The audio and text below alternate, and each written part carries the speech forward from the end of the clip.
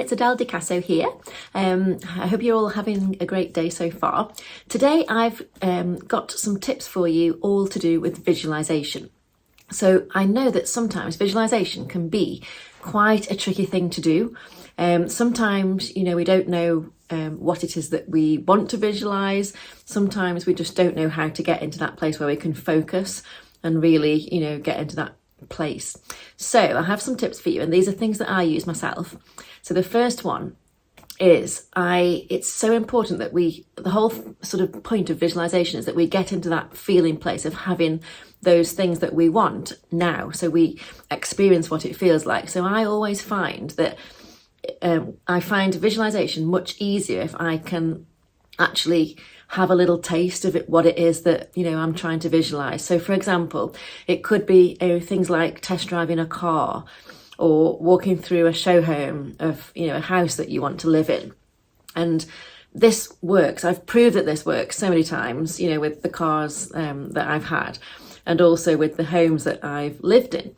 And just last week, I actually went to, I realised that I hadn't looked around any show homes for years, because we've actually been in the same house now for about 20 years.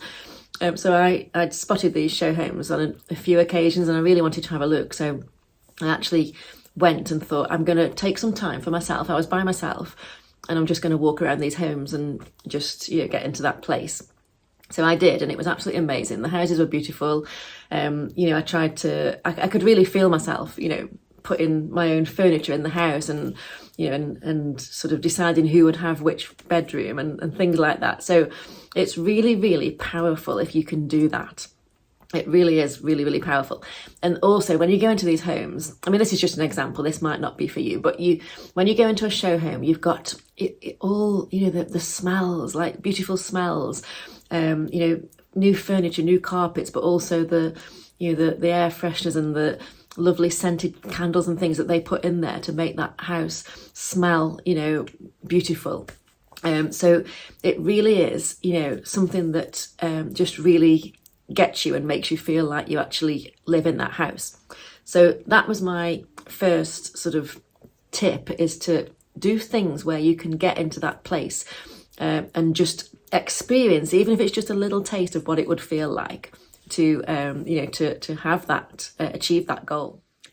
Something else I like to do, the second thing, is listen to guided visualizations, and this can be really powerful too. So I listen to a guided visualization that is specific to money and manifesting money.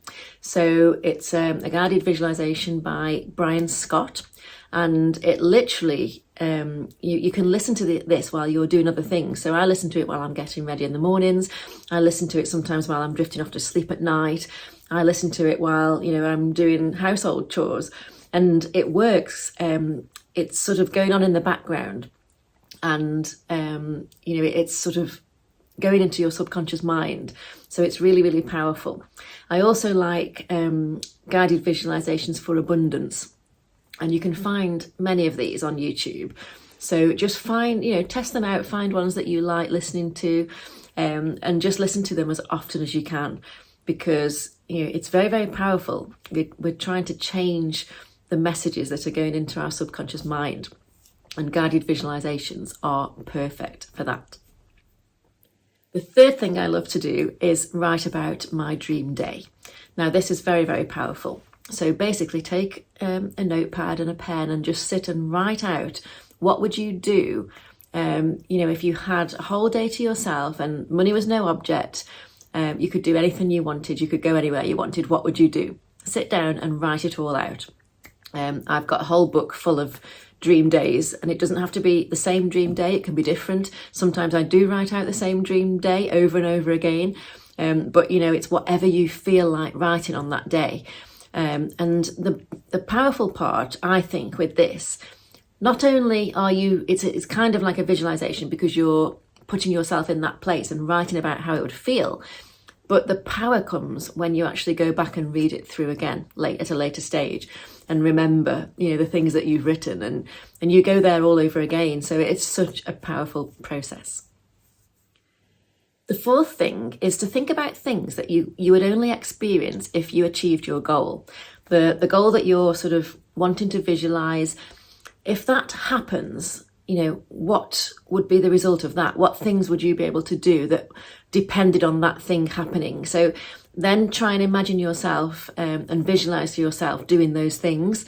And this will, really sort of make you feel like you've achieved that goal, because you know that you're only doing those things because you've accomplished the goal, and you're visualizing yourself already having achieved it. And again, it comes back to, being in the feeling place of having it now.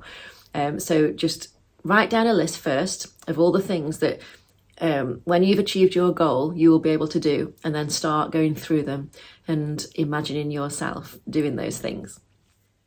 And lastly, number 5 is to go onto Pinterest. If you have Pinterest already, go and create a private board and call it My Business Vision, or call it whatever you want. That's what mine's called, My Business Vision. So make it private. And if you don't have Pinterest, it's very easy. Just create an account and you can create boards, different boards on topics that you like.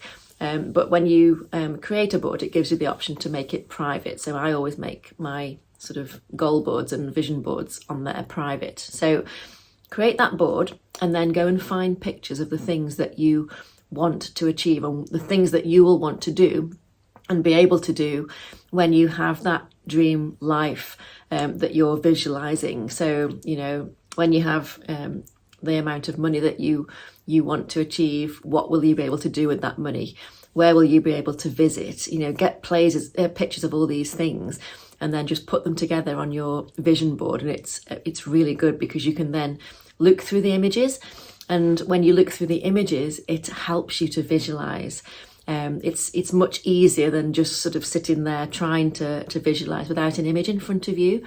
So when you have this Pinterest board, you can just go through at your leisure whenever you have the time, and just, again, get into that feeling place of having those things now.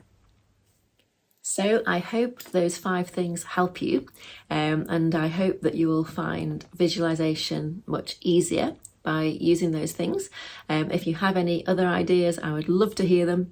Visualization is one of my favourite topics, and I'm always trying to expand the things that I do to help me visualize. So please get in touch if you have any other ideas, and have a great day. I'll see you all very soon. Bye for now.